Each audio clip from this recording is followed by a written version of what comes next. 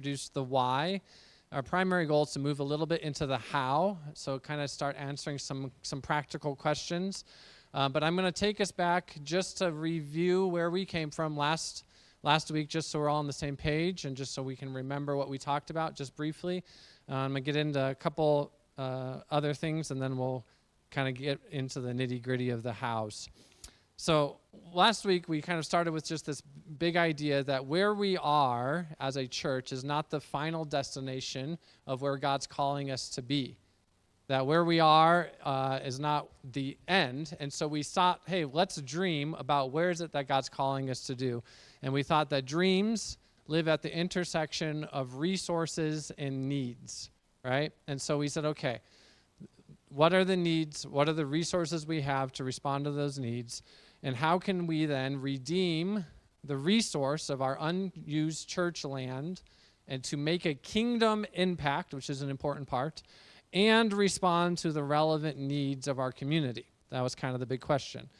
And out of that dreaming and that questioning and pondering and wondering, and there's a whole lot of backstory, and if you'd like to know more about those details, I'd be happy to meet with you and talk with you about all that. But out of that wondering, okay, what's the intersection of resources and needs? What can we do with this resource of our unused church land? Out of that came the dream. What would it look like to build a transformational home for youth who are aging out of foster care? And so we said, okay, let's think about that and dream about that and wonder about that. And then we were invited into something called the Denver Charrette process. And the Denver Charrette process was a free kind of architectural design process that we were kind of pushed through the door to be a part of. We were saying, hey, we don't really know, we're not sure. And they said, please participate. And so we met with a bunch of partners and professionals and a bunch of people to kind of get a good idea. Okay, if we're going to do this, we want to do it well. So how can we meet with all these partners? Here's a list of the partners. And just ask questions. What would it look like to build a home? What a meaningful home look like? How much is there a need? What is it? What do the youth need? And where's this resource valuable? All these types of questions.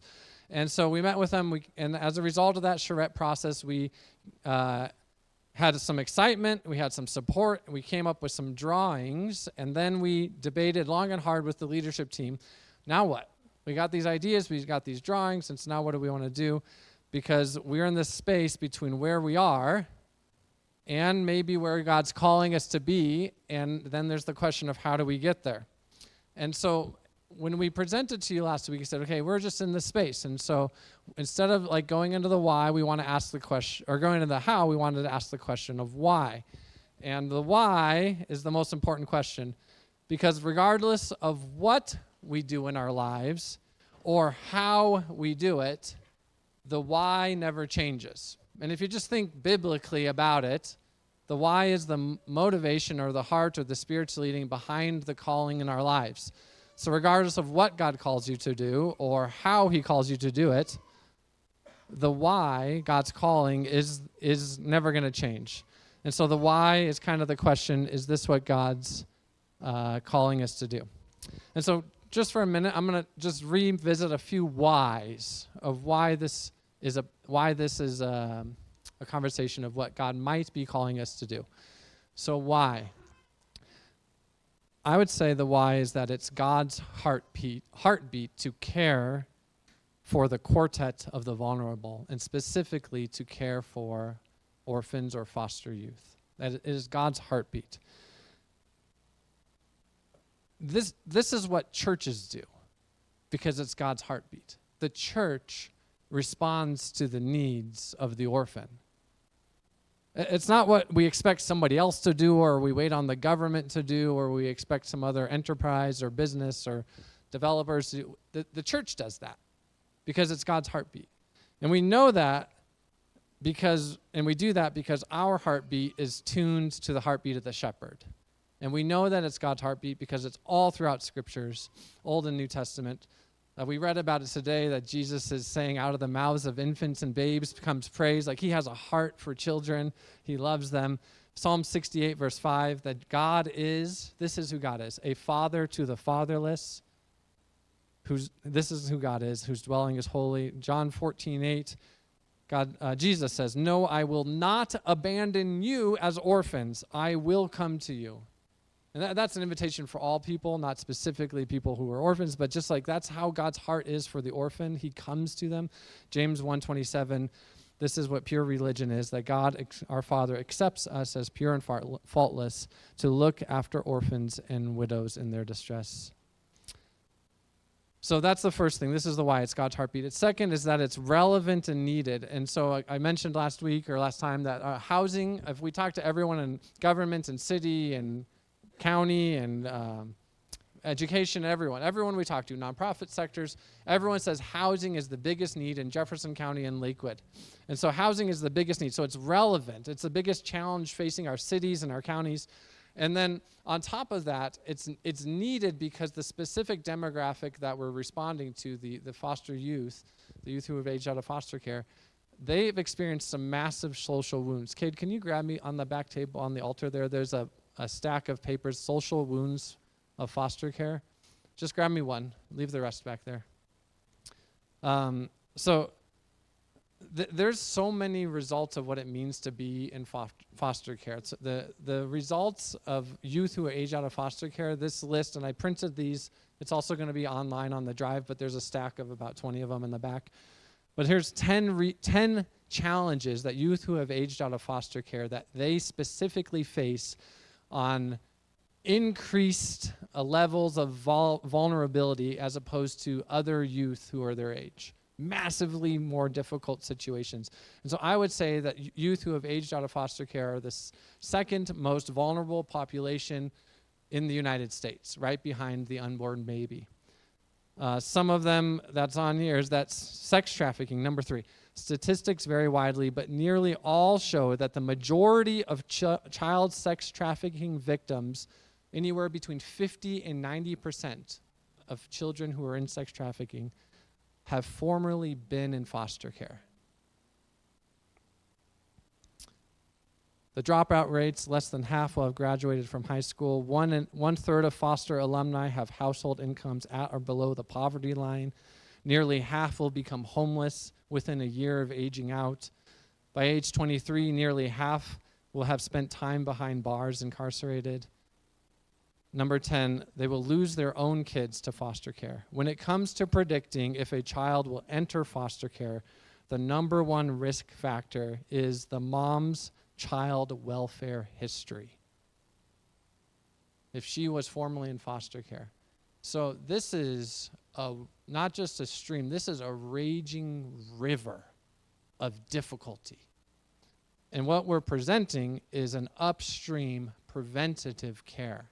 All of these things are downstream. You want to stop some of these, you can pick one of 10 and try to address it.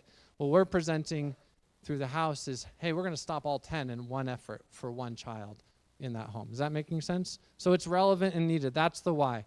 The last why is nobody else is doing this. We've heard of in Colorado, just this week I've heard with Jessica, a third location, or a second location. There's only 2 locations in all of Colorado that I know about. One is Anchor House in Broomfield, a different county than ours, and the other one is in Montrose. Those are the only 2 places that are doing meaningful transformational care for youth who have aged out of foster care in housing. So it's very needed. And finally, the blessed to be a blessing. Tom Duckworth talked about this when he said, hey, maybe it was God's plan all along, 50 years ago, to give us this piece of property. And so when you talk about Abraham in Genesis 12, he was blessed for the purpose of being a blessing. And God has given us 3 acres of land.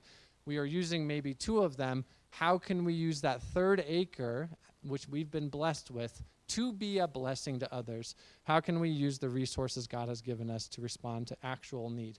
So this is kind of the ideas, the dreams, and we have the vision to develop a transformational and supportive housing community of 12 private units with trauma-informed design to serve as a bridge for youth who are aging out of foster care. That's the vision, building this house, 12 units, that's the vision. But then, every good business has both a vision and a mission, right? So what's the mission of this idea? And this doesn't have to be finalized, right? Like we haven't established anything, so it's just giving some communication points. So that's the vision. So what's the mission? And I would say that simply the mission is to be the church. That's the mission. because we are a missional people, right? That's what the Great Commission is. So what's the mission behind it? To be the church. It's just that simple. And what do I mean by that? I'm going to give you 3 ideas. What do I mean for what's the mission of this home? The first is to, when I say to be the church, I mean not just to be simply called to be the church, not simply called a church, but to be the church. And to remind ourselves that it's not just a place, but it's a people, that it's us. It's a people who are called and commissioned to live out the gospel. So here's the 3 ideas. First is it to be this is what it means to be the church. To be the hands and feet of God. There's a hymn that says, Christ has no body now but yours. You are the body of Christ. To be the hands and feet of God. And then out of Matthew 25, it talks about caring for the least of these. So Matthew 25, 37 to 40. Lord, when did we see you hungry and feed you, or thirsty and give you something to drink? When did we see you a stranger and invite you in, or needing clothes and clothe you? When did we see you sick or in prison and go visit you? And the king will reply, truly I tell you, whatever you did for one of the least of these brothers and sisters of mine, you did for me. So that's what it means to be the church. He tells us right there, this is what it means to be the church. What else does it mean to be the church? Jesus told us in Matthew 28, the Great Commission. Go and make disciples of all nations. So the mission of what we're talking about it's discipleship. We want to make disciples. We want to see people not only have those caring for them and those physical needs, Matthew 25, but also we're caring for the whole person, right? The holistic development, the spiritual development of the person. And it's not lost on us that our dream was 12 units and Jesus had 12 disciples. And the third thing I would say of what it means to be the church is to live out pure religion. And again, it's right there in the New Testament. This is what it means to follow your religion. This is the pureness of the religion that you profess. To look after orphans and widows in their distress.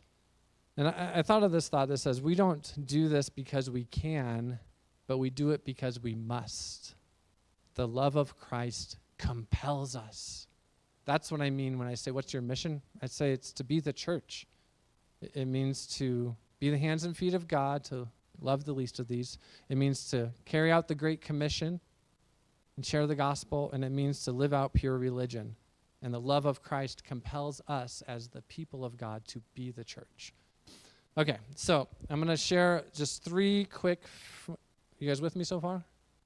3 quick frequently asked questions. And then I'm going to invite Eric up to share a little bit about the design and the idea, because he was our kind of one of our lead architects during the charrette process. So first of all, I have created some confusion about the use of the word kingdom quest. We didn't talk about this language at the last meeting. It was something that I thought of later, and I was just like, every time I'm talking to somebody, I'm like, yeah, we're talking about building a 12-unit transformational house on our property that's going to have a place for youth who are aging out of foster care. And I was like, it's just too much to say. So I was like, what if we can just simplify that entire conversation in a couple words? And when we say kingdom quest, that we know we're talking about the youth who have aged out of, the transitional home for the youth who have aged out of foster care. So if you hear the language kingdom quest, that's specifically what we're talking about, specifically about the discernment around this home. It's just a simple shorthand way of saying it. Last time you may have seen in the slideshow that we had the word Grace Place associated with it. Again, that's just a placeholder name. It doesn't mean anything. It hasn't been named. Nothing's been decided on. It's just a simple placeholder. So the connection of the idea of Kingdom Quest is that you may have seen, did we have the 20, yeah, so this is our theme for 2026. And as a church, it's my hope in all of our individual lives and corporate lives as a community that we pursue God's kingdom in heaven and on earth, and his will in heaven and on earth. So that's just like the theme for our year and all the things we talk about, right? That's not specifically Kingdom Quest. Kingdom Quest is specifically talking about the house. So I know I've created some confusion. Is it more clear now? Okay, cool. The second big question is, have we already decided to move forward or done things without you? And the simple answer is no, not at all. We have spent no money. We have made no major decisions. We have hired no people. We have made no contracts. We have no agreements. We have no contingencies. We have no responsibilities to do anything further. Nothing has happened, technically, except for asking, hey, what dream can we have? Dreams meet at the intersection of resources and needs. So let's ask a bunch of questions and learn about this dream, and then we can present a dream to the congregation so that we can then make decisions. So nothing has happened. Literally no money has been spent. No money has been gained or earned or donated or contributed. And that's the final big question. Is there any money already contributed? Can we spend it elsewhere? The answer is also no. No one has officially tithed. We haven't won the lottery. We have received no grants. No inheritance money. There's been no money specifically contributed because we've done nothing. We haven't started fundraising because there's been no actions associated with it. One last point of clarity regarding the money. One of the big questions that I think comes up in our minds is, if we wanted to do something with our buildings, and I'm sure all of you can look around and think, well, what about this part of our building or our existing facility? Can we do something there? And the answer is yes, we can. And the expectation to do that comes out of our pockets. We are the financiers for that project. So if we want to do something, we can, but we need to fund it out of our own budget and our own tithing. This project on our property, we can ask everyone in the entire world. And if you think about it, like if we went and asked another church down the street, hey, Belmar Church, our carpet's getting pretty bad. Do you want to donate to our carpet project? No. But I've talked to Daryl about this housing project, and Daryl, the pastor there, said, that's pretty cool. If you guys move forward, let me know, because I think potentially his church would want to be involved.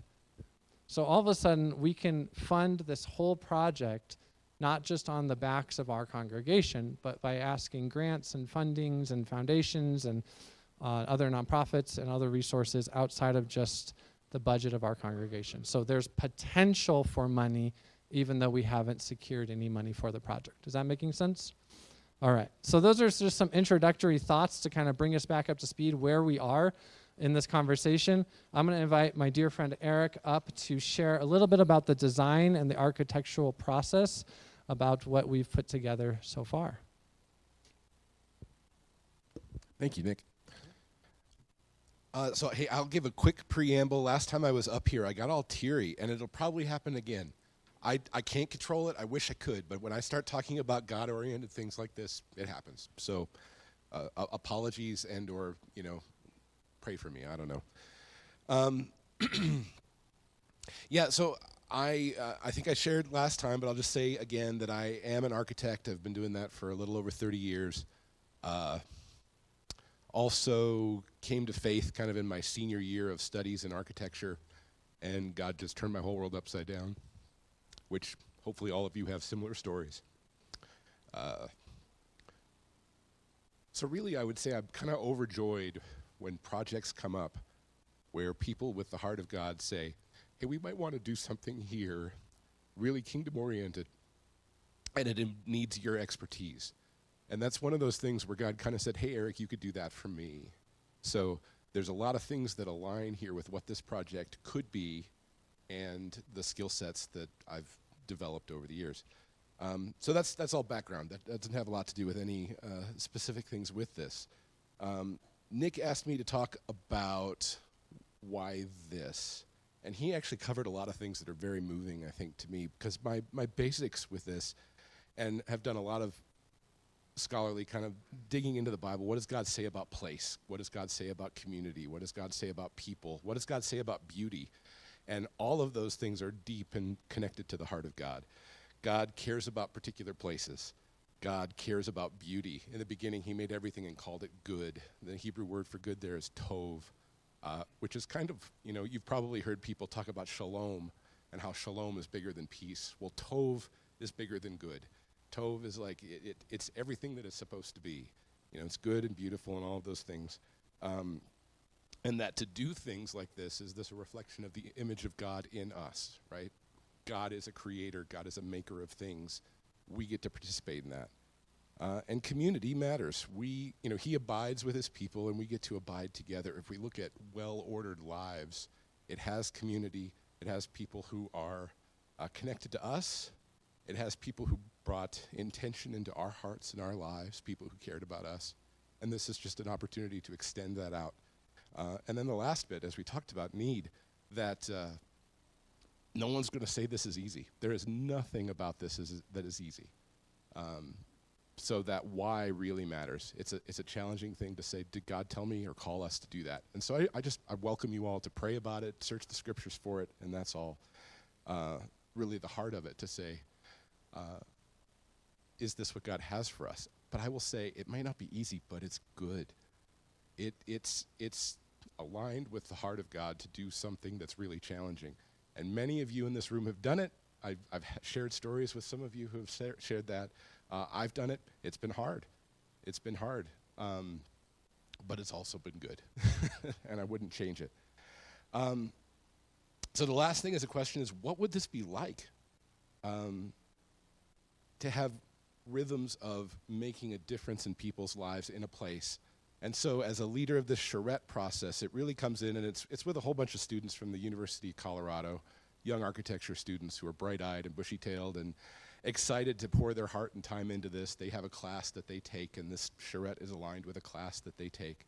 And when we talk about what we're going to do when we work through all the design process, and really that starts with, and what I want to talk through is kind of the vision that we put together that's kind of on the banner and maybe up on some of the images that we put here, to say, why this shape? Why did we come up with what we did? So the handful of things here are thinking about the idea of home. And home is a great architectural model because we all have one. We all maybe remember one.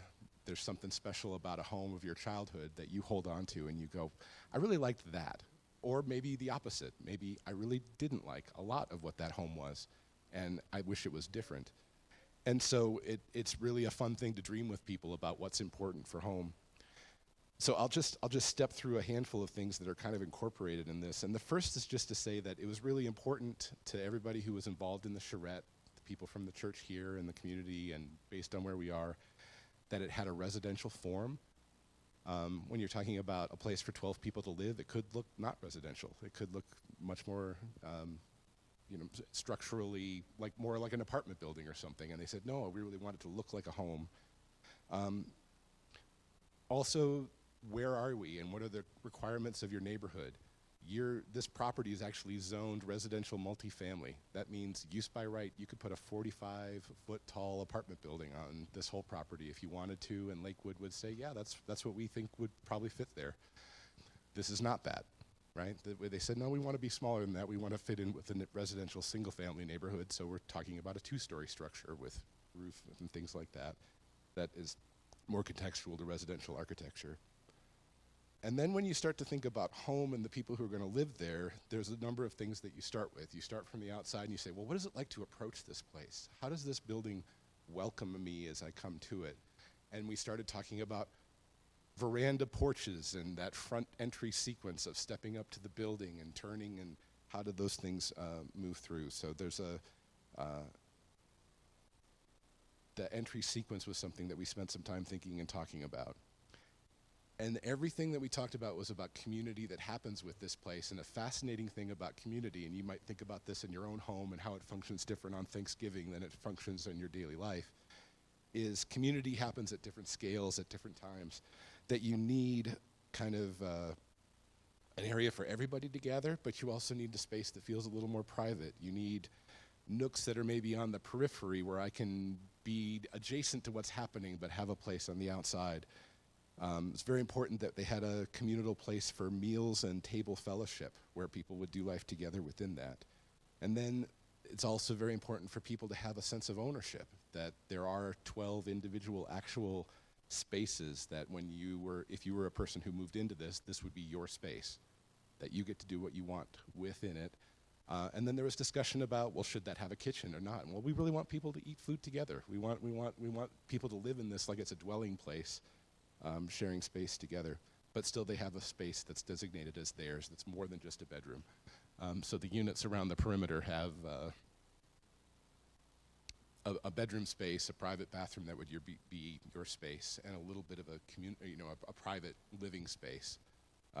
They discussed the idea that often you get foster youth who may have their own small child, and that allows a space to be set up within their private space that might be their bedroom and a bit of a nursery space or just a place for that to work. And then as we moved past that, there was a lot of other discussion about what makes a home a home. What do you really love about your home?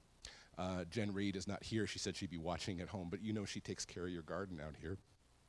And so she wasn't involved with the charrette, but we all showed up on your property and walked around and went, dang, that's a really nice community garden, very well kept. Clearly somebody here cares about this garden thing. So there was a point of, gosh, that should be there and or expanded or do something with that. There was a desire for open outdoor space to gather. And Nick really shared this deep desire to say, we need kind of a larger community space that provides opportunity for services from outside networks to kind of connect with people in the community.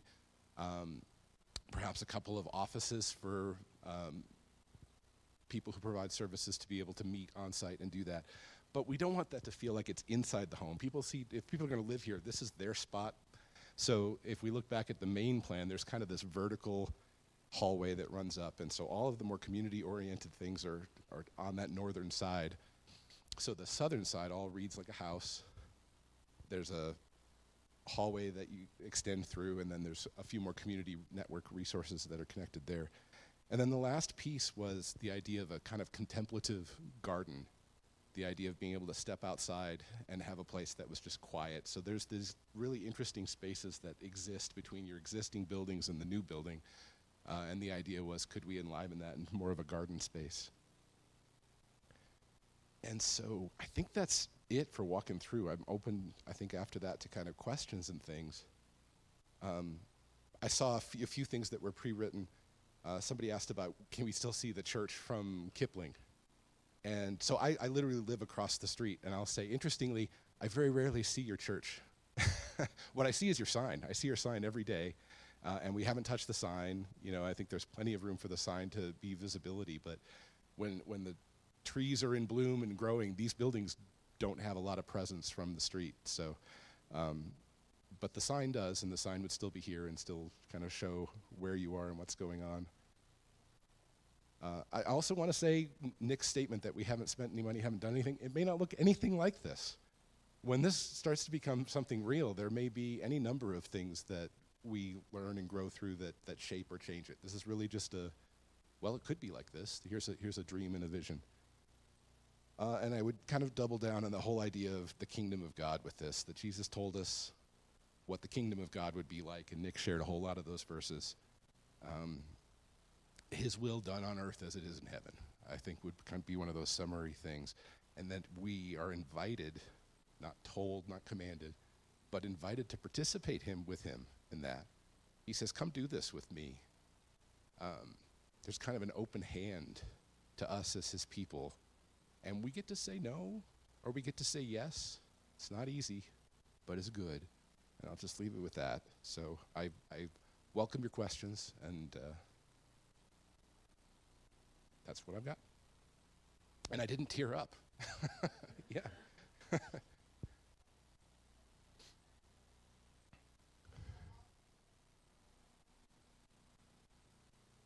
Yes. Although they could be studio, but yes, studio or one bedroom.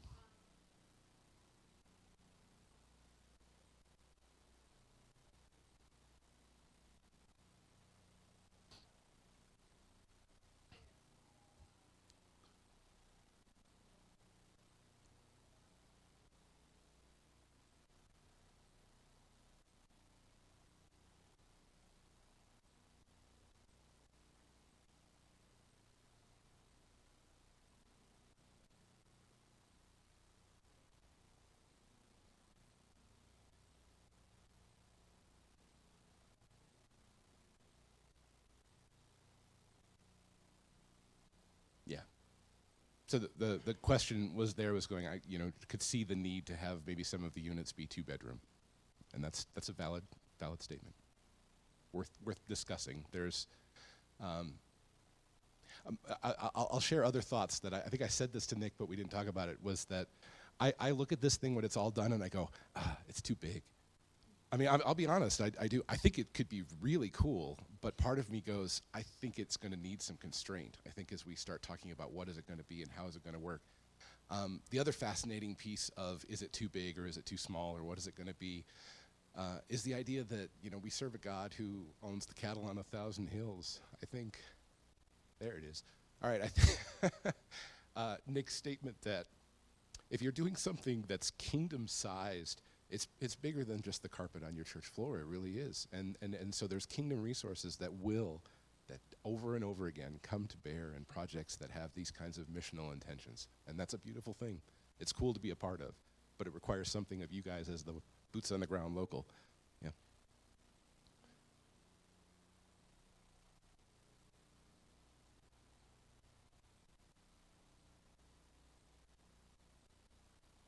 Yeah, so that is a point of discussion that we talked about in a couple of different ways, and the general thought at the time, and so a charrette isn't a long process, it's really just a couple of days, right? So in 2 days we got from nothing to everything you're seeing here, and it's like, all right, we'll do that. And then we just, you draw it so you can see it and talk about it.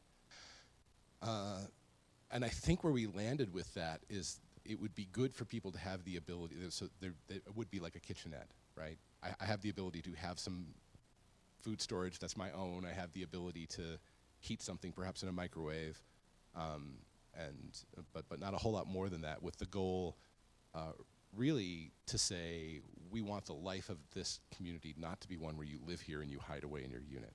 We want you not to hang out in your unit as much as you're able and capable to come out and be a part of the community.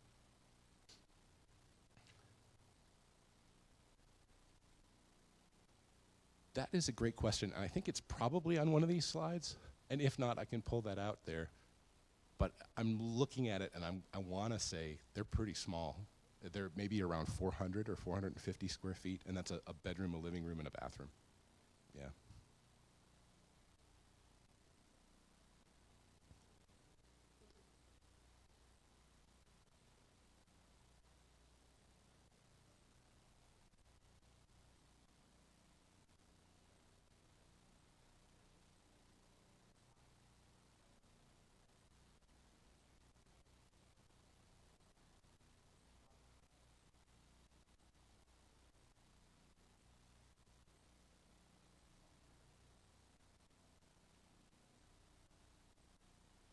Yeah.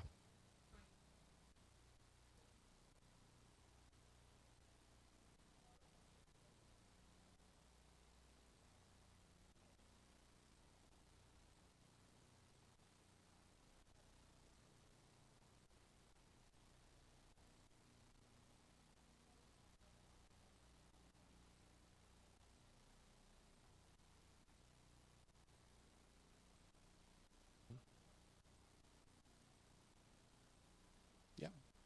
Yeah, there actually is a lot of things to draw on from how we design for the elderly in our communities, with assisted living being one case. There's a model called the greenhouse model that looks like about 8 people that are usually in memory care or assisted living, and 8 people is about the max that you can have, like a couple of nurses in rotation take care of everybody there, but it lives like a house, and it's very similar, I think, in a lot of ways to this.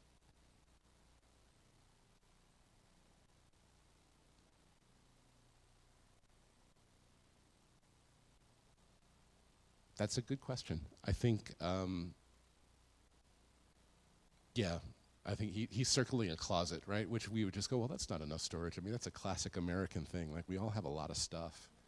I am amazed when you start to design for people in their own homes and they actually think about how much stuff they have. The amount of space you spend on storage gets way beyond what most people do.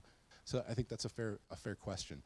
The one thing I would say about that, though, is aging out of foster care, you're probably not coming in with a lot of stuff, but it's actually really easy to accumulate stuff when you don't have anything, right? Because there's lots of people who will give you stuff. So you end up with more than you can handle. So that's a fair question.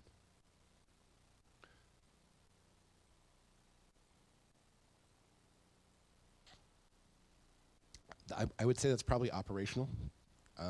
Most of the, I'd imagine so, but it could be different than that. Sorry, yeah.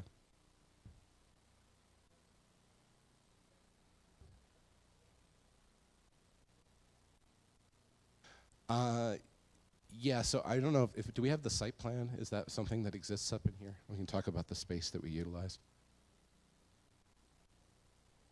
Even that, if you have, there you go, number 32.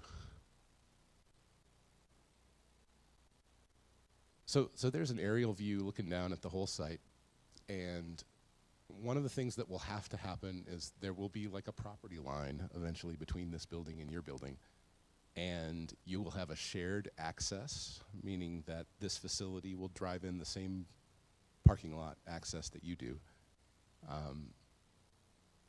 And so it is taking up space.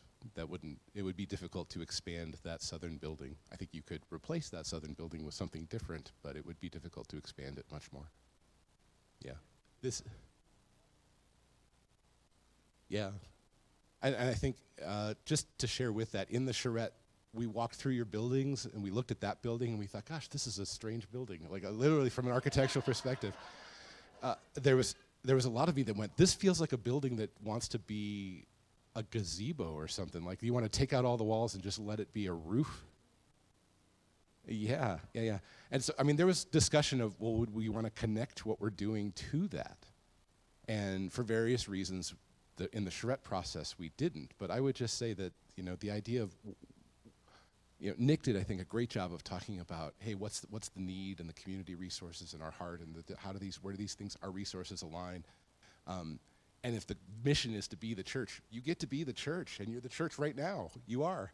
So this is projecting forward, not criticizing now, but going, gosh, this is a big kingdom thing. So what does it mean to be the church? And I think a lot of church facilities, a lot of churches are questioning, how do we best be the church? Because the world acts a little different now than it used to. And that's not going to take the church down. The church is going to thrive still, but it's going to look different. It may look a little bit more, this is where these things are going, a little more active in a way. Instead of just, hey, we're going to do our thing and invite you to come. No, we're actually going to be a little more pressing into the community with what we do. So just my thoughts. That's not prescriptive. Thank you.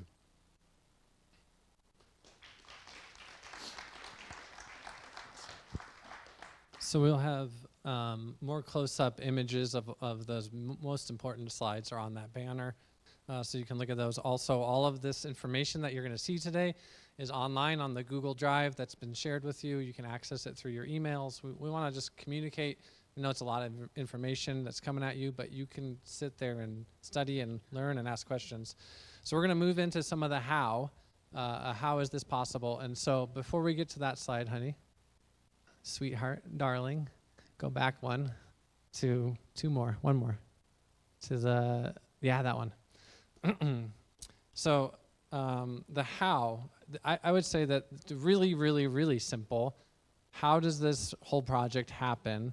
And the answer is God and the church. That's it. So if somebody just asks, well, how are you guys going to do that? Well, God and the church is going to do it. God and his body, God and the people of his kingdom are going to do it. And so this image that's been the background of our theme for this year and the background of this slide, it's an image of James Webb and Hubble Space Telescopes taking an image of two galaxies in a far, far away land that are colliding with each other. And here's the crazy part about that. That image of those galaxies is 114 million light years away from Earth. That's where those galaxies exist, 114 million light years from here. And a light year is 186,000 miles per second over the course of a calendar year. That's how far light travels in 1 year. It's 186,000 miles per second over a course of 365 days. That distance times 114 million years is where those exist. Also, the image that you see on the screen, from the left side of the image to the right side of the image, just the length of the two galaxies, that is 160,000 light years across. That's how big it is. It takes light traveling at 186,000 miles per second. It takes light 160,000 years to travel from the left side of the screen to the right side of the screen. God made that. If he can make that, he can build a little house on our property. You know what I'm saying? So, so how is it possible? God and the people of God. So that's the simple, but now we're going to get into 4 questions to give information. And the 4 questions, you can bring those up, are these: how to build it, how to pay for it, and how to operate it.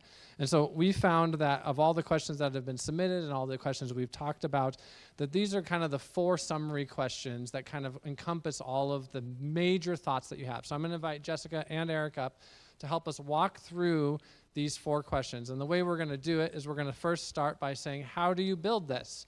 Like, what's the process, or what does that look like? And we're going to stay really big picture level. You know, don't ask questions like, well, what color of brick will you use? Please don't ask that question. But just big picture, how do you build it? And so we're going to answer some big questions, and then we're going to open it up for Q&As about how to build it. And then we'll move on to the next question. How do you pay for it? And we're going to explain that for a little bit, and then you can fill in some Q&As about how to pay for it. And we'll work our way through the 4 questions, and that'll be the entirety of our rest of our meeting. Does that sound okay? Okay, cool. So if you guys want to come up, you can join me up front for some explanation. So how to build it. I'm just going to start by saying, like, the 2 people here are a part of the answer to that question. Again, we haven't hired them. They're just here on their own time as volunteers. They're literally making no money. They're taking away time from their families to be here because they believe, as Christian people, in the kingdom of God and the work of the church. And so how do you build it? You partner with God-fearing people like this, who have skills and abilities. And that's really, like, we don't have to become the experts. You find experts who love God and can help it be possible. Help answer, how can we build it? Or either one of Okay. How to build it. Gosh, so that's a broad question.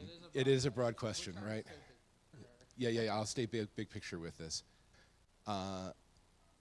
So a main thing that I would say is you have to decide you want to, right? So I think that's the first step that's ahead of you guys.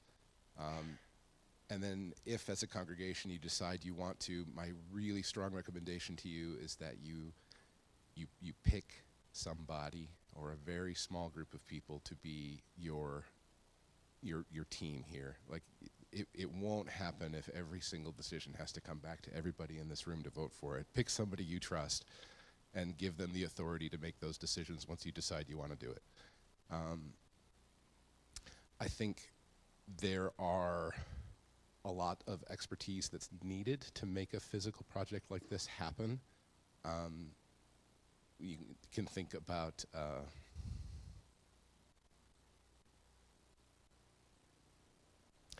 Nehemiah going back to rebuild Jerusalem. You know, like, the king said, okay, you go do that, right? And he had to go back, and it was battle. It was hard. He had a sword in one hand and a shovel in the other, and they're, working to redo the thing that God called him to do. But basically, you need a representative, somebody who's going to head that up. I think there'll be a capital campaign. There'll be a fundraising arm of how this will come together.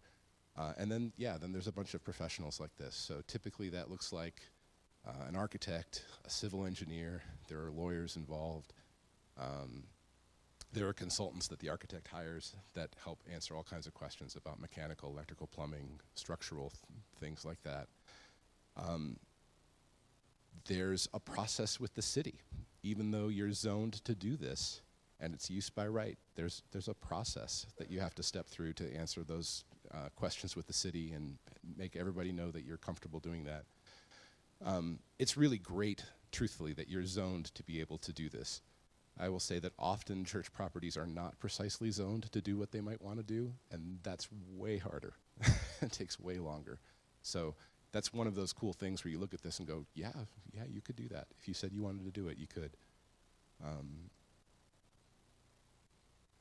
So that's how, I guess, if I were even to talk about how long does that take, right? So if you decided to go, fundraising will take however long it does until you have early enough money to start hiring some of the people, and then eventual money. That gets into how to pay for it, so I'll leave that to Jess, but yeah. And I would say, how many of you in here have built a house before, right? What was that process? It was long, yeah, but I mean, as far as the steps, right? You talk to an architect, then what? What are some other things? Got to get permitting. What else? You might need to get a loan. What else? You need a builder. You need a general contractor. So all of those things would still happen here. One of the things that was part of the charrette is that you built out a pro forma, right? And a pro forma is basically saying, okay, this thing is going to cost this much, and now we have to think, well, how are we going to pay for that? So Eric mentioned capital campaign. I'm not completely free. You're not paying for me, but my work is grant funded through the Colorado Health Foundation, and they've been funding my work since 2018.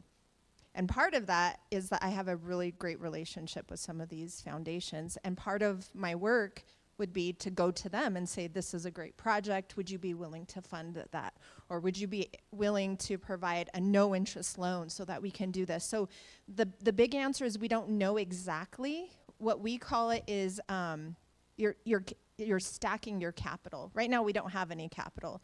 So our first step is take this to some of the foundations and say, we need some money for pre-development so that we can continue our quest to figuring out if this is God calling us to do this? How much is it going to cost? Who will our partners be? And, just trusting in God that he's called you to do this. We're going to find ways to pay for it. Foundations, grants, loans. There's other ways, but that would be kind of my job, and it would be pastor's job. And I don't know if I shared this question. There was a church I was working with, and actually Eric too, and the pastor there had a great question. He's like, Jessica, we want you to figure out for us, or help us figure out, do we have the time, energy, and calling to do this? And the calling, I think is really important. It might not cost you money, but it will cost you time, right? Your time here, investing in talking to foundations, investing in telling this story and say, will you be our partner? We believe in this. We believe that, God is calling us to serve these young children that don't have any support, and we believe in housing. And so it will cost us some time. And I think right now what we've come up with is like maybe 5 steps that won't cost any money, but it'll get us to the next point to say, okay, well, this is some more information. I think I shared this last time. It's like a puzzle piece, right? It's a puzzle. And we're going to do these next 5 steps to just see, okay, well, are we continuing our quest, or is the quest over? It's not over because we still have some steps, and we're still, hopefully, saying yes. The programmatic piece and who will operate it, still a big question. That'll depend on funding. That'll depend on your partners. Pastor and I had a great conversation with that organization out in Montrose, and we were both bawling our eyes out. And it felt like church on a virtual meeting, and that has never happened to me before. And the way they have funded it is basically what I just told you. They told people their vision. You have to have that vision. You have to have that passion. You have to believe in this. And then all the other how stuff, God will figure it out, or he'll help us figure it out. So operations, maybe you partner with somebody. We asked this gentleman, his name is Carlton. The group is called CASA, if you want to look it up. We have some videos, and I said, would you be willing to mentor us and help us? He goes, yes, and I'll do it for free. So there's one win, right? There are going to be people that would do it for free. And even if I wasn't grant funded, I would be here. So don't worry about that. God will take care of me, Eric, that project. I think our call is to say, okay, yes to the next step. even if, so I don't know, kind of stayed high level. Just a couple other thoughts is, I've been finished reading through the book of Exodus recently, and the very first person in the book of the Bible who is filled with the Spirit of God is Bezalel. I think that's his name. He's a contractor who built the tabernacle.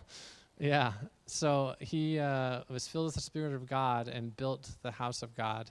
And so I'm like, okay, we need somebody who's filled with the Spirit of God who loves Jesus. And I'm like, if only there you guys are.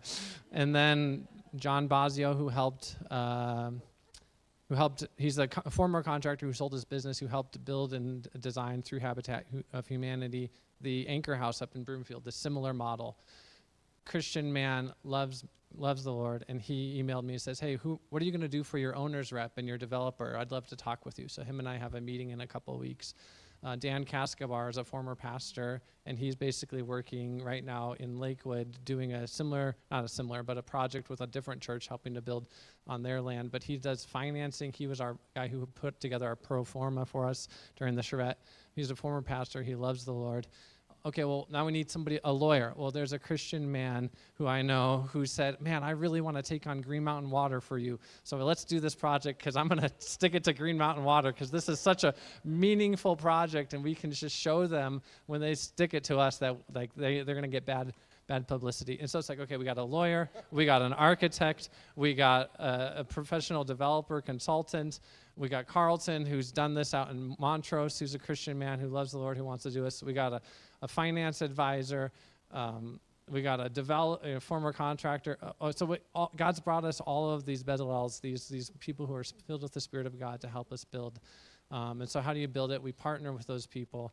How do we pay for it? There's just so many stories of people, and there's so many different ways that God has already begun to show us that there's funding and there's grants, but Dan Cascabar would be helpful. Jessica is super helpful with that. There's a current grant going on right now from Colorado Gives Foundation for housing, and I think for sure we would be able to get that grant if we were applying for it.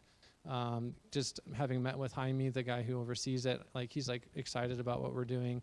We have a partner, Fallon, if you know her. She does work with foster youth. She's got some advocacy from some philanthropic donors, and they were doing some project similar out in California, and they raised $28 million for that project out in California. And she's like, I want to introduce you to the contact for those philanthropic donors. And so there's just these networks and these connections and how we pay for it. And the other part of it is on the back end, not just building the building, but how do you sustain it? How do you operate it? And the youth who would be living there are entitled to vouchers, both federally and state, for $1,835 per month for a single bedroom unit. And so there would be $1,835 per unit times 12 units times 12 months, which equals roughly around $270,000 a year of income, plus or minus, of course, on vacancies, to operate the building. So it pays for its own insurance, it pays for all those things. A little bit more on the operational, or actually, I'm going to pause there. We've talked about how to build it and how to pay for it. Questions. We're going to take questions, then we'll go to the last two questions. Yes?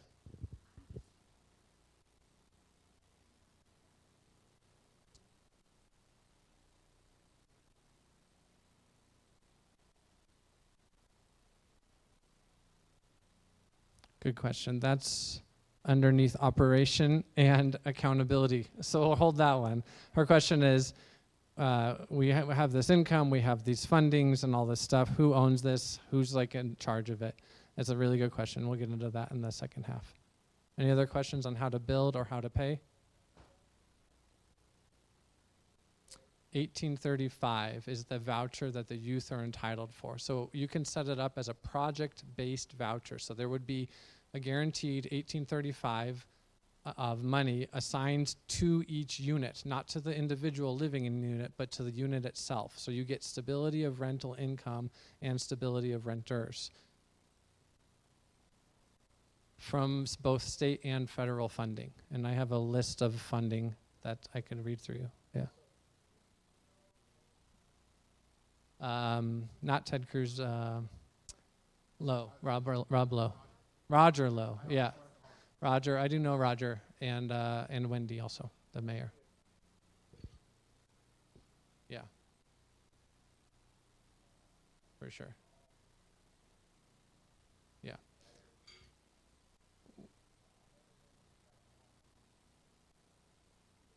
Yeah.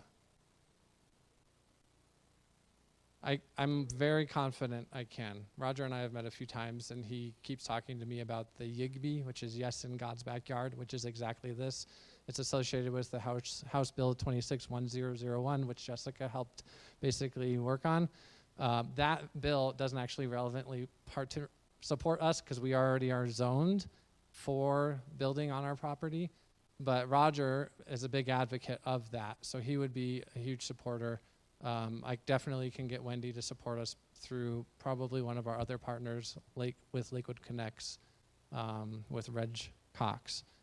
And so yes, I absolutely agree. Plus we have a person who works as an engineer in the Lakewood Building Department who goes to church here, Ben Muradian. And so he's already helped us with this. So yeah, we have some contacts. It's a good point though. But yes, this is all how to build it. It's like the people of God working in this space. Yeah. I'm sorry? We're in Green Mountain water, yeah. And yes, they are annoying. Yes?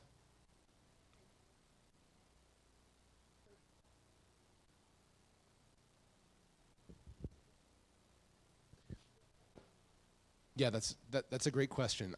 You need to think, once we have a contractor and the thing is actually designed, they'll be able to give you a precise, this is how long it's going to take. But I would think that you'd want to plan for 12 months of construction, probably 12 to 13, 15 months at the most. But yeah.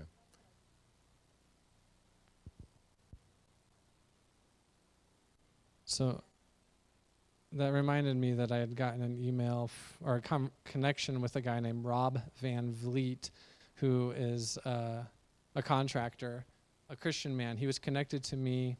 This is another Christian man, a Bezalel. He was connected to me through Rise, a foster adoptive ministry who supports families who are in foster care, like the fostering family. And so Rise is like, hey, you should meet Rob because he knows about this stuff and he wants places to serve. And he's a Christian man who does commercial buildings. So I asked him that question, and he said construction for that would be around 6 to 8 months, permitting around 12 weeks. That's what he said at the time. But he hadn't seen the drawings. Of course, we don't have any drawings at that time. So, but yeah, another Christian man. So it's like we got all these people. What other questions on how to build or how to pay? Yes.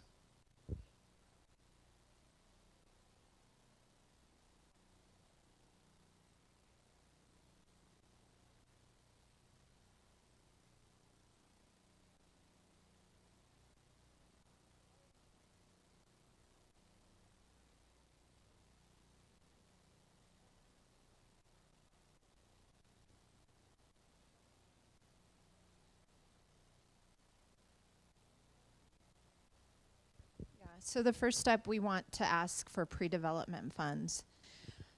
I mean, we want to try to do it as inexpensively as we can, and having people that are donating their time will really help. So to give you a ballpark, and correct me if I'm wrong, let's say no one was doing anything for free. I think pre-development, like architectural design, just asking those initial questions could cost like upwards of $100,000. Don't freak out. That's not what we're saying. So we are going to go until it's free. We're going to ask the foundation for pre-development funds just to continue asking the questions. There are rules with grants, but most of the time, and I actually sent you one through CHAFA that has some pre-development funds. If you don't do it, they're not going to ask for it back. But those grants would be smaller, like maybe $30,000, $20,000. Yeah, so each grant is different, and each grant has different requirements. So you can apply for it, then you see the requirements, and then you decide, like, are you okay with those requirements? Yeah.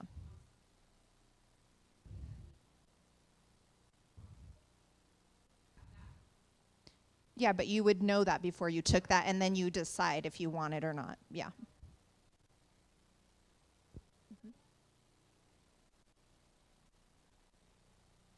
Well, then you have to either go after another grant, or then you would ask yourself, okay, can we still pursue this project?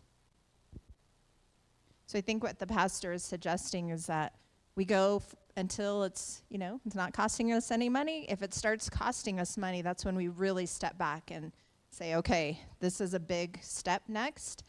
And then maybe, I don't know how you would do that, but. Okay, we're going to move on. I know there's tons of questions, but we're going to move on to how to operate and manage it.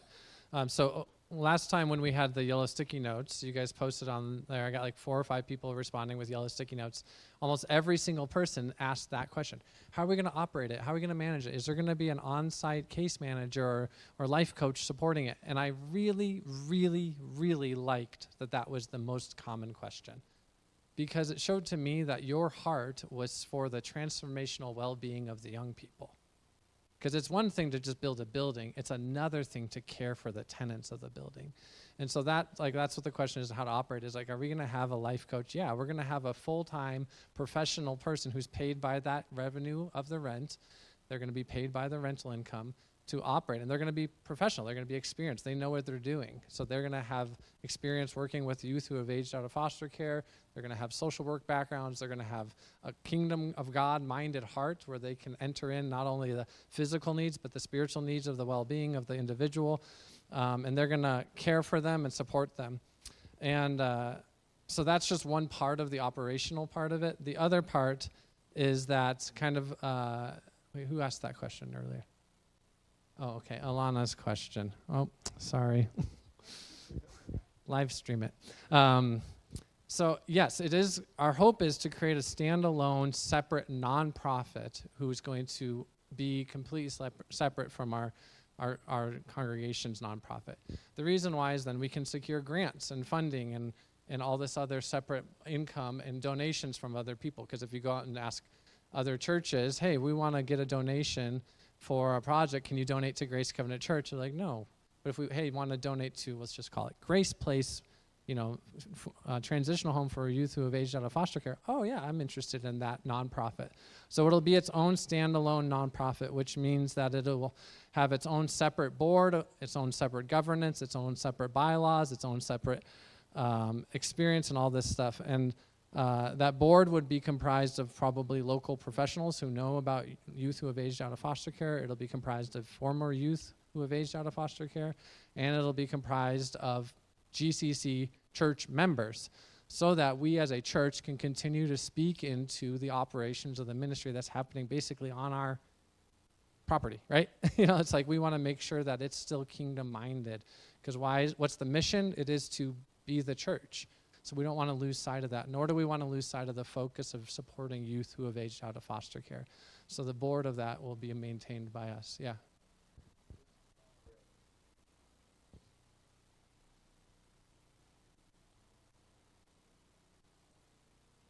No. There's a few reasons why. It's fair housing laws. So if you're going to host housing for individuals, fair housing laws, you have to require that you have fair housing. So any landlord, anywhere in the Colorado, you have to abide by fair housing laws. And so there's no restrictions on that. Plus, in the reality of who we are as Christians, we don't do anything that we do contingent upon the person's profession of faith. We engage in that relationship hoping to share our faith. We don't expect somebody to first have some sort of moral behavior or abide by some sort of biblical principles. We first tell them the gospel and hope that the gospel transforms their life. So there's no expectation that they would be a member of our church, attend our church, go to a Bible study in order to be a tenant in the home. But hopefully, vicariously through our relationship with them, we have an opportunity to share the gospel.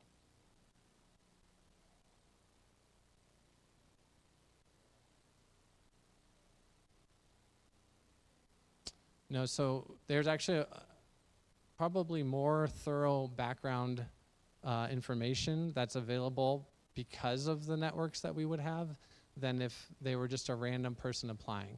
And the reason is that we could still, as landlords, take background checks and applications and all of the normal process that a normal landlord would do. Plus, we can get personal references from their social workers, former foster parents, case managers, and whatever else that would be recommending them. So my wife works with youth who are in foster care that are in junior high and high school right now, and she has 2 or 3 youth who would be potentially eligible to currently live in the home right now. And she said they would be a great fit for this type of living. She has other youth, she would say, that youth is not a good fit for this type of living. So we would get a recommendation from a professional, that's a background reference, to say here's a person who would fit in a home that's a community style living. But all the other typical background stuff that you would do about an individual would be screened as well. Because it's a community, it's not just a space to live. You're either going to thrive there or you're not. Yeah. Place of what?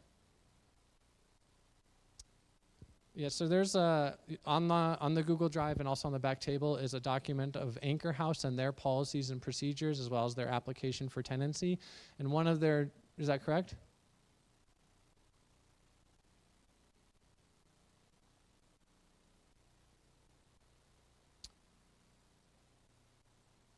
Yeah, so that's a part of their voucher system. They'd have to be in school or working, and so that would be kind of enforced by the state or the federal funding they get.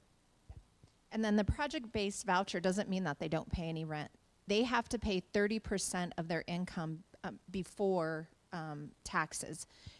The state will just come in with the rest. So if you're getting a project-based voucher for $1,800, whatever, and the young person is working, and let's say their 30% is $300, so they pay $300, then the state comes in with the rest. So they still have to be working. Yes, Dave.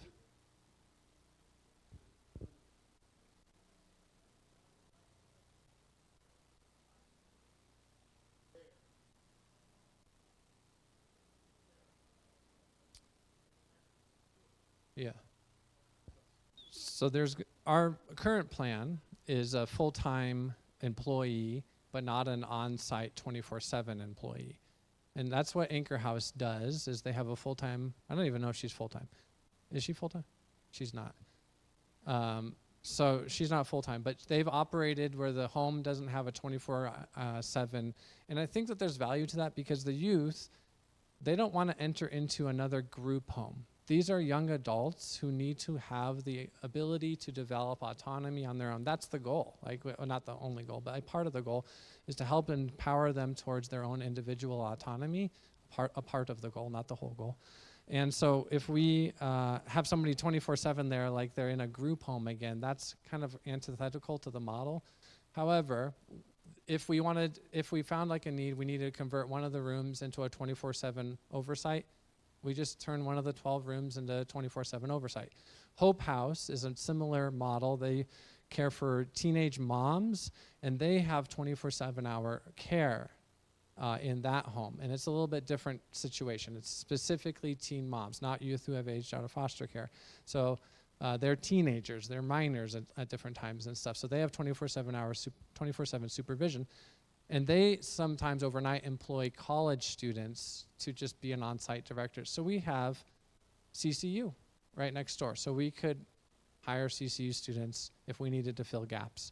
So there's ways to work on it, but the model that exists both in Montrose and Anchor House, that's the similar model, does not have a 24/7 supervision. Yeah. Yeah, go ahead, Colin.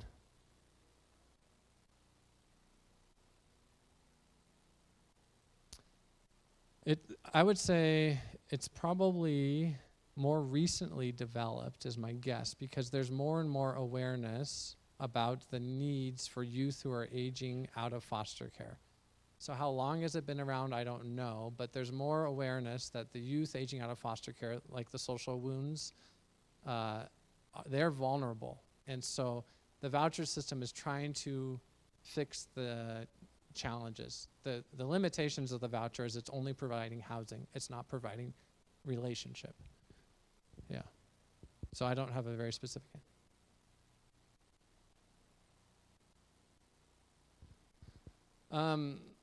like, would we be able to find funding sources elsewhere? Yeah, I mean, it's still an apartment, so you can still rent it. So then you can rent it to former youth who have aged out of foster care who pay rent, who have a job, right? So.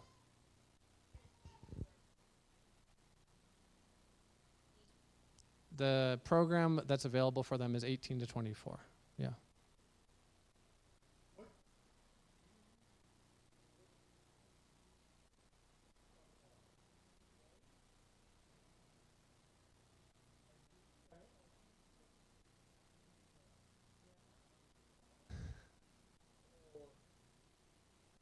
Yeah, actually, Stan, we are. So if you could get your hammers and saws, we'll see you this afternoon.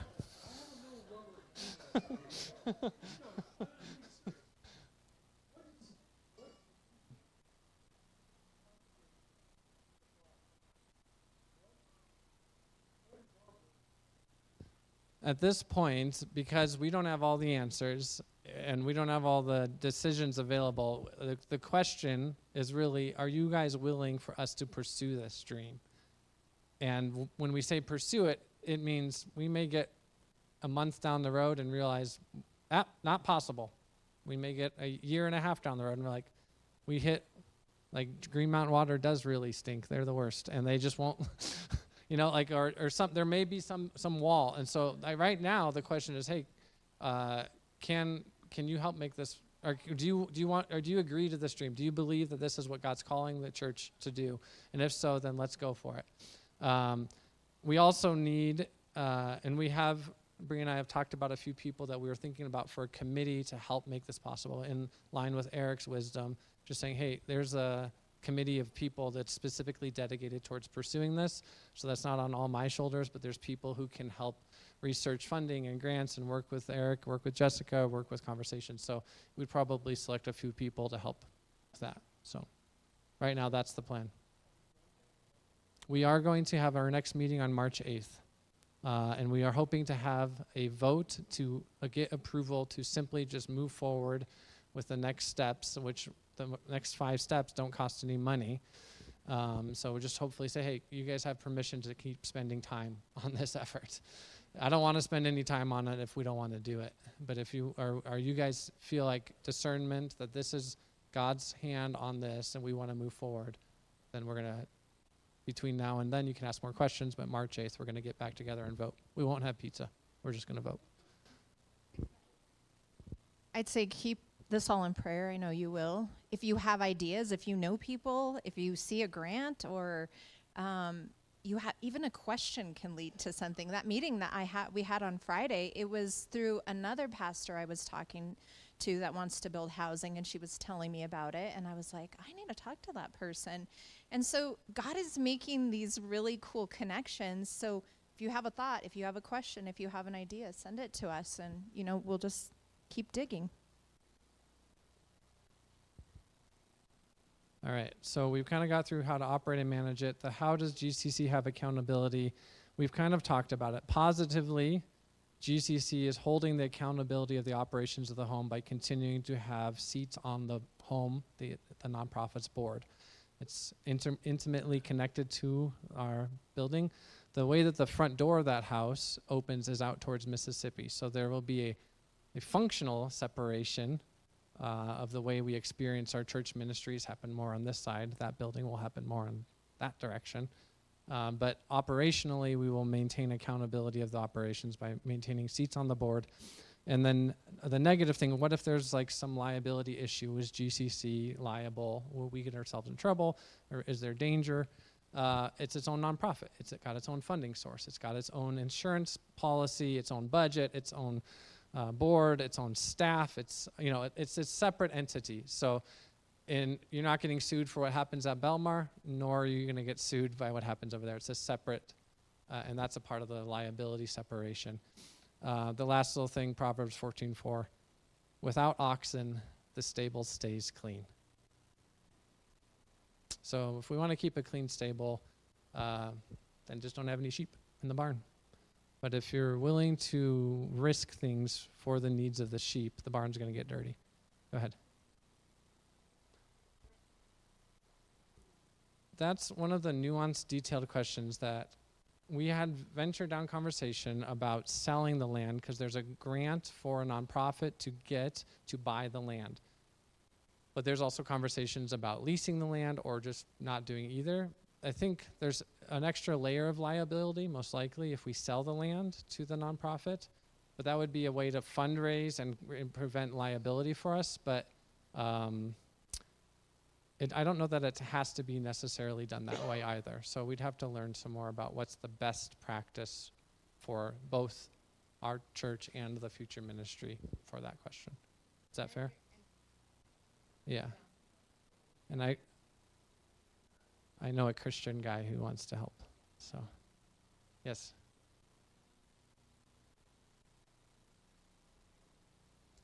Parking? Yeah, question on parking. Yeah, there's in the drawings is for like 5 additional spots. Anchor House has 3 or 4, 1 handicap and like 3 others. And they have 8 units. They don't even have cars in their parking lot because most of these youth don't even have cars. So, but our parking lot is right here and it would be accessible. I mean, there's nothing wrong with parking on Mississippi, actually. It's allowed to park. So there's tons of parking. We don't have really parking issues, but we are going to put some spots which most likely won't be filled. Yes? Good question. You're good.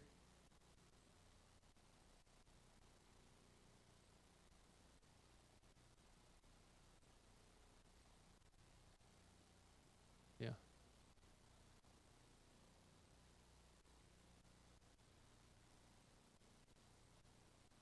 Sure. Yeah. No, good question. Yeah, so drugs and alcohol, and then also what do you have to do to get kicked out? I'm curious why you want to get kicked out. No, I'm just kidding. How far can I push this? Drugs and alcohol, any landlord is allowed to put policies in their lease, thank you, about drugs and alcohol. So you can just say no drugs and alcohol, or if you want to smoke, it has to be over on prescribed parts of the property or whatever. So you can limit that to some element.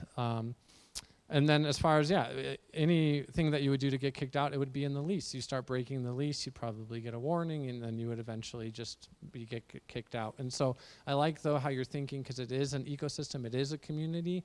And so that's where, like, kind of that vetting of the tenant beforehand to make sure that, hey, you're going to live in community here, and you're going to be supported, so you can be encouraged towards, freedom and life and individuality and autonomy. Do you want to do that? And if they fit into that ecosystem when they move in, then it's a better chance that they're going to survive there. But if they don't, then they probably won't be invited to be a tenant, or they'll be asked to leave. So, yeah. But those are really detailed operational things that the case manager of the home would probably get to deal with, yeah. And the property manager, which would be a separate than a case manager. Yeah, you would. Yeah. Thanks to got some landowners over here who know. Joyce, did you have a question?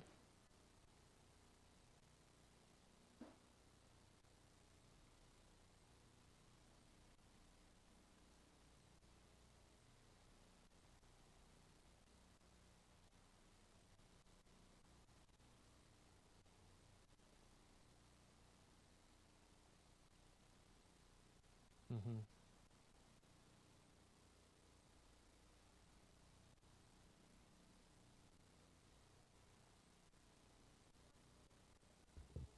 Yeah.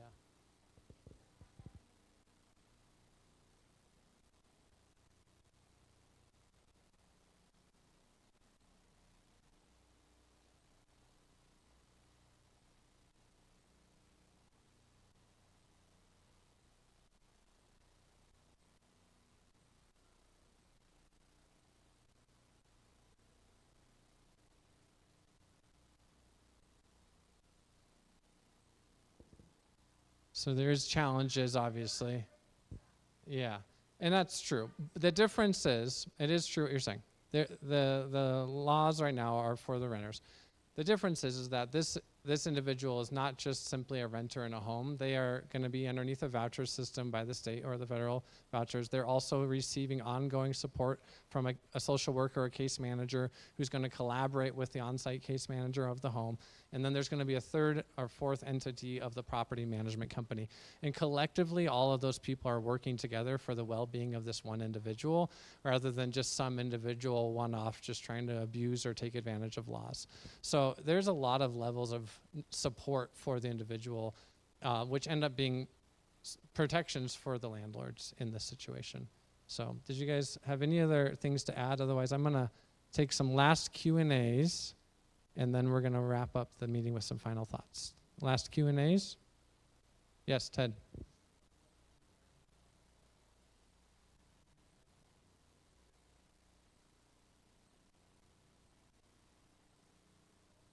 Yeah, no, good.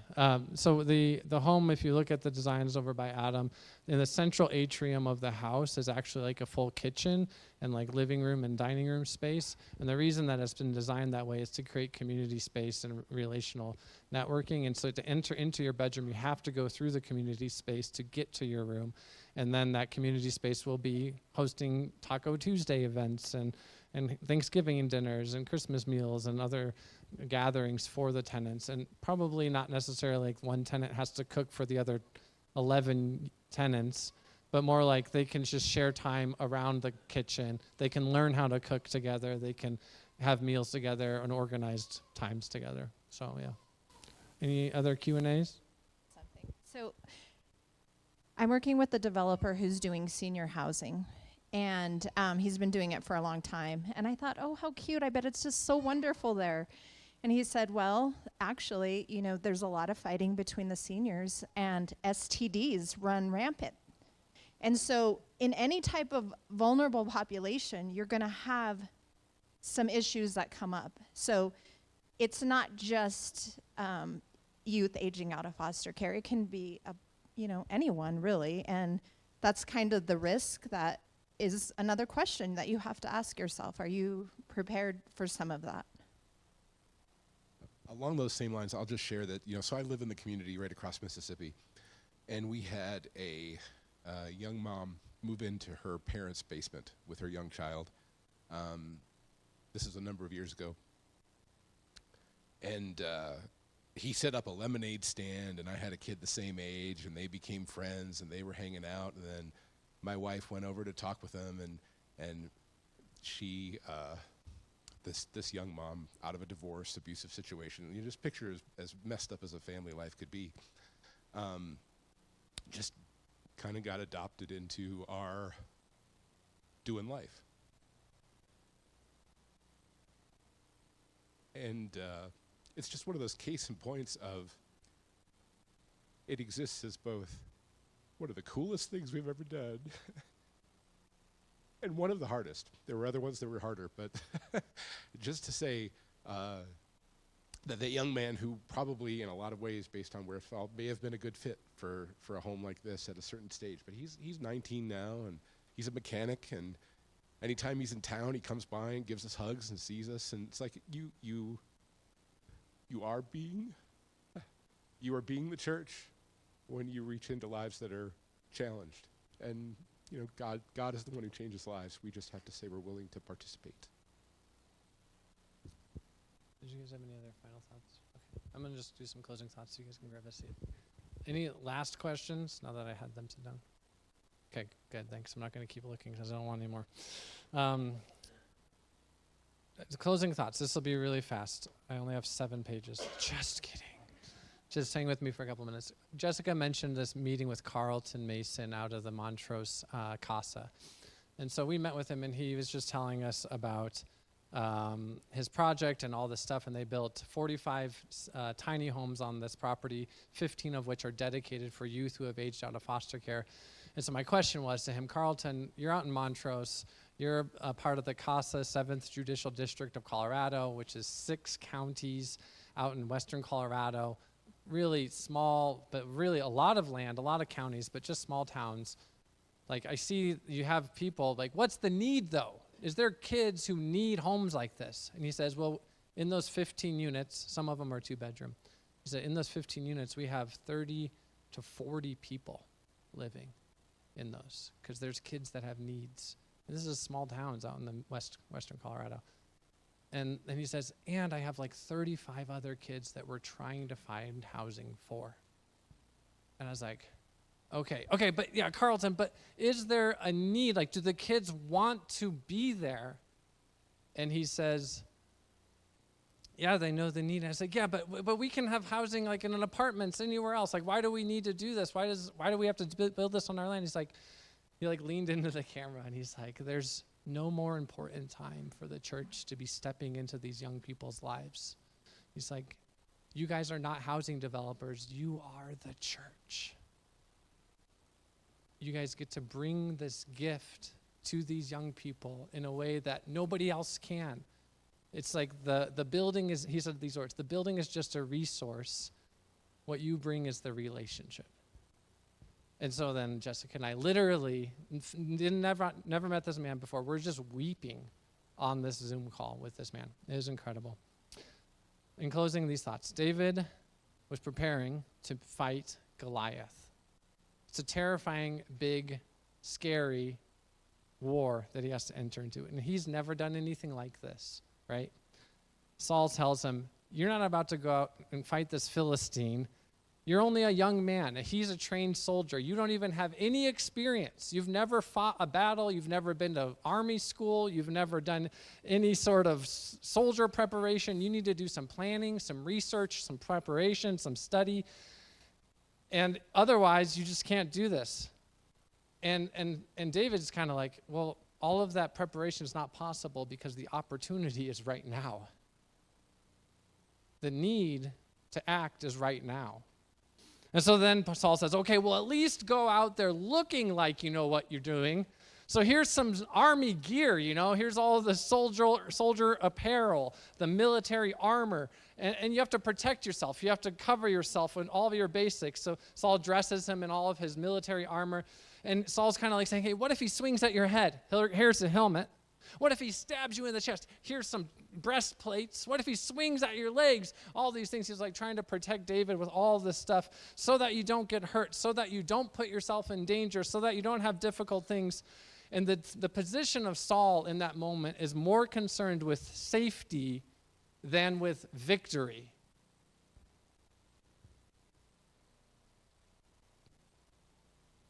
Saul is asking the question, what if? What if is a question of fear. What if? And we only answered some questions today, right? There's so many questions, right? So many what ifs. So many what ifs. And there's tons of potential challenges we can face. And my son Zion says it all the time. What if, Dad? What if I get hurt? What if I throw up, Dad? What if I fall? What if I'm too cold? And then I tell him, no, it's gonna be fine. And then my son leans in and says, Dad, are you sure? Are you sure? And he's saying, Dad, do you promise? And I think for us, that's the more important question. It's not, God, what if this? God, what if that? God, what if this? God, what if all these things? Because those are the questions of fear. But it's leaning in and saying, God, are you sure? Do you promise? David says, you come against me with sword and spear and javelin, but I come against you in the name of the Lord Almighty, the God of the armies of Israel, whom you have defied. This day the Lord will deliver you into my hands, and the whole world will know that there is a God in Israel. All those gathered here will know that it is not by sword or spear that the Lord saves, for the battle is the Lord's, and he will give you all into our hands. God, do you promise? Are you sure? That's the question. So we're going to gather again on March 8th. We're going to share some more questions before then or now between then. Let me know. There's a way to submit questions online. There's all the information we've talked about today is online on the Google Docs, so please go ahead and look at it. There's all these 4 questions with answers that we talked about are all online. There's also a construction process that Eric put together, as well as a construction process Ben Muradian did from the city of Lakewood. So you can just read through, how does this process work? What's the building? And Eric kind of gave us, here's the outline. That's online for you to look at. There's also all the anchor houses, policies, and procedures. If you want to read about how is another church doing this and operating this building, you have so much information so that when we come back together on March 8th, we can ask the question, is this what God's calling us to do? Do we have your permission as a congregation to move forward, to continue to pursue the dream where the resources meet the needs? Amen? Let me close us in prayer. Elias, do you want to close us in prayer? No, not this time? All right. Bree, can you? Heavenly Father, thank you for this church, God.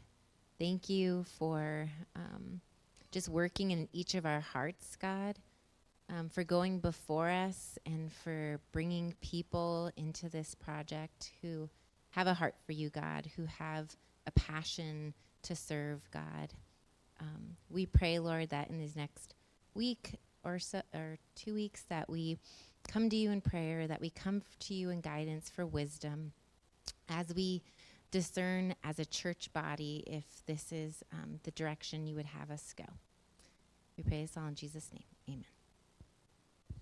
All right, thank you. If you can help restore the room, basically tables back and chairs stacked is all we need. And give a big thank you to Jessica and Eric on their way out, please.